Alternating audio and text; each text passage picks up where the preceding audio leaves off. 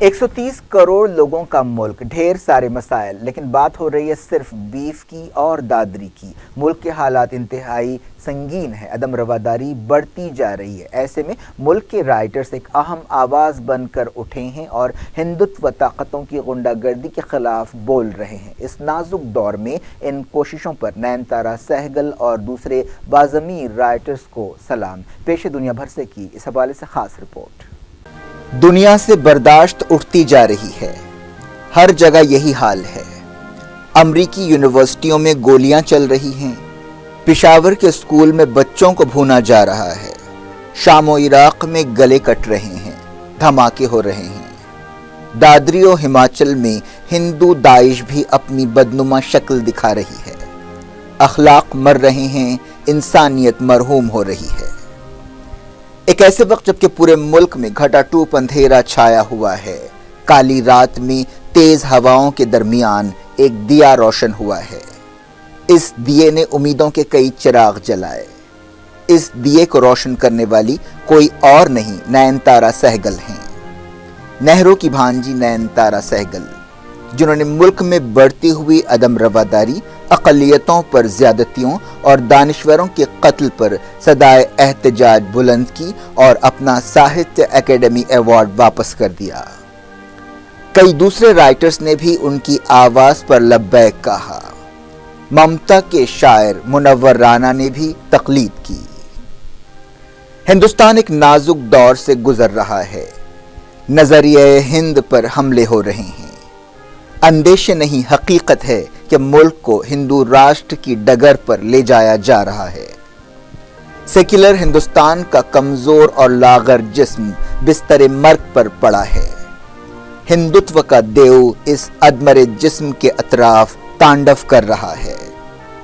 ایسے میں بوڑھی سہگل نے آواز اٹھائی، ڈگمگاتے قدموں سے ایک دشوار سفر شروع کیا۔ کئی معقول ذہن بھی ان کے ساتھ ہو لیے۔ ادیبوں شاعروں کا یہ قافلہ چھوٹا سہی، لیکن اس کے حوصلے بڑے اور ارادے پاکیزہ ہیں۔ یہ ایک پکار ہے جس پر ہم وطنوں کا جواب ملک کے مستقبل کا فیصلہ کرے گا۔ اس بروقت پکار کے لیے سہگل کو سلام۔ کیا اس قافلے کو منزل ملے گی؟ کیا یہ اپنے نیک مقصد میں کامیاب ہوگا؟ کیا محبتوں کا ہندوستان بچے گا؟ ان سوالوں کا جواب چاہے جو ہو، ان باضمیروں کی یہ کوششیں قابل قدر ہیں۔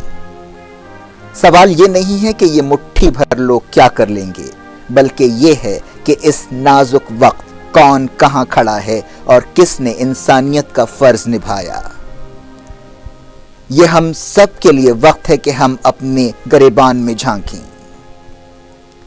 حساس دلوں کی یہ کوششیں کس حد تک کامیاب ہوں گی، اس کا اندازہ بہار کے نتیجوں سے ہو جائے گا۔ یہ الیکشنز ریاست کے شعور کا امتحان ہیں جو ملک کے مزاج کا بھی پتہ دیں گے۔ گزشتہ سال کے لوک سبھا الیکشنز کے بعد سے ایسا معلوم ہوتا ہے کہ حکومت کی ڈور ناگپور منتقل ہو چکی ہے۔ کئی دہوں سے جس نظام کے منصوبے بنائے گئے تھے ان پر عمل شروع ہو گیا ہے۔ ہر ادارے کا بھگوا کرن کیا جا رہا ہے، سلیبس بدلے جا رہے ہیں، بچوں سے منتر پڑھوائے جا رہے ہیں، وندے ماترم، گیتا اور یوگ کے منکر غدار ٹھہر رہے ہیں۔ دادری اس جنونی تہذیبی یلغار کا ایک سنگین موڑ ہے۔ اخلاق کے گھر بچڑا کٹا ہے، فریج میں گوشت رکھا ہے، سب گاؤں والے جمع ہو جائیں، مندر سے اعلان ہوتا ہے۔ اس کے بعد جو کچھ ہوا وہ ہندوستان کے ماتھے پر ایک اور بدنما داغ ہے۔ مودی کے غیر روادار ہندوستان میں یہ تنہا واقعہ نہیں ہے۔ جب ہم آپ سے یہ باتیں کر رہے ہیں، شملہ کے قریب دادری کو دہرایا گیا۔ ادھم پور میں بھی بیف کے مسئلے پر ایک نوجوان کی جان گئی۔ کم و بیش اسی وقت دستور کا حلف لینے والے ایک چیف منسٹر نے فتویٰ دیا کہ مسلمان ہندوستان میں رہ سکتے ہیں، شرط یہ ہے کہ وہ بیف کھانا چھوڑ دیں۔ آر ایس ایس کے میگزین نے ویدوں کے حوالے سے شنکھ بجا دیا کہ گائے کاٹنے والوں کا قتل جائز ہے۔ یہ ہم کہاں آ گئے ہیں؟ پتھر کا دور کہنا پتھر کے دور کی توہین ہوگا۔ نہرو کا ہندوستان تو ایسا نہیں تھا، گاندھی نے تو ایسے ہندوستان کا خواب نہیں دیکھا تھا۔ जहां दहशत का राज हो, जहां कट्टर कौम परस्ती का बोलबाला हो, जहां होश की बातों की सजा मौत हो। हिंदू धर्म तो ये नहीं सिखाता। सहगल ने सच कहा है, हिंदुत्व हिंदुइज्म की बदसूरत शक्ल है। वो खुद भी तो एक हिंदू हैं, पर हिंदुत्व के खिलाफ लड़ाई में सबसे आगे हैं। दादरी अकेली वजह नहीं है जिस पर सहगल और साथी चीख उठे। मोदी और भागवत के हिंदुस्तान में कलबर्गी जैसे माकूलियत पसंद राइटर को मौत की नींद सुला दिया गया। तौहम परस्ती के खिलाफ आवाज उठाने वाले धाबोलकर को गोली मारी गई।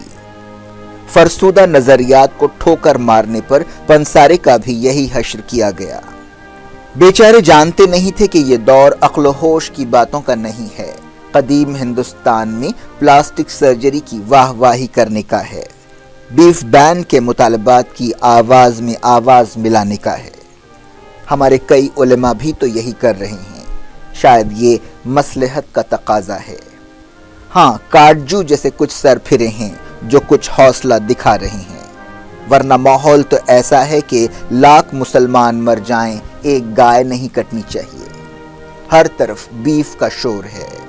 130 करोड़ के मुल्क में कोई दूसरा मसला है ही नहीं। 1.5 साल से यही कुछ तो होता आ रहा है। कोई ठोस काम नहीं। कभी बीफ तो कभी योगा, कभी लव जिहाद तो कभी घर वापसी, कभी हिंदुओं को ज्यादा बच्चे पैदा करने के मशवरे।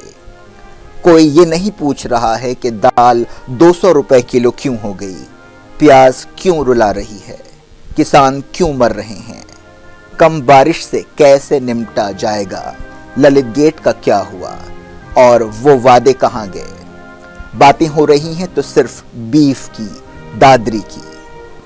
गुंडागर्दी अब सड़कों चौराहों तक महदूद नहीं रही, कानून बनाने वाले ऐवानों तक पहुंच चुकी है। जम्मू कश्मीर असेंबली में एक आज़ाद रुकन को पीट दिया गया। ऐसे वाकयात से वादी में एहसास बेगानगी फिर बढ़ने लगा। कहीं कहीं ये सवाल भी उठने लगे हैं कि क्या दो कौमी नजरिया सही था जिसे इंदिरा गांधी ने खलीज बंगाल में डुबोने का दावा किया था। ये हालात कोई अच्छी तस्वीर पेश नहीं करते, बल्कि डराते हैं बदअमनी से, निराज से, दहशतगर्दी से। दहशतगर्दी जो जुल्म और नाइंसाफी की कोख से जन्म लेती है।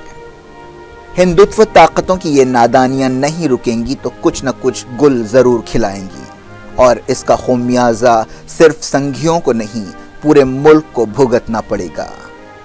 न समझोगे तो मिट जाओगे ए हिंदुस्तान वालों। वीडियो एडिटर अकबर खान के साथ शजीउल्लाह फिरासत।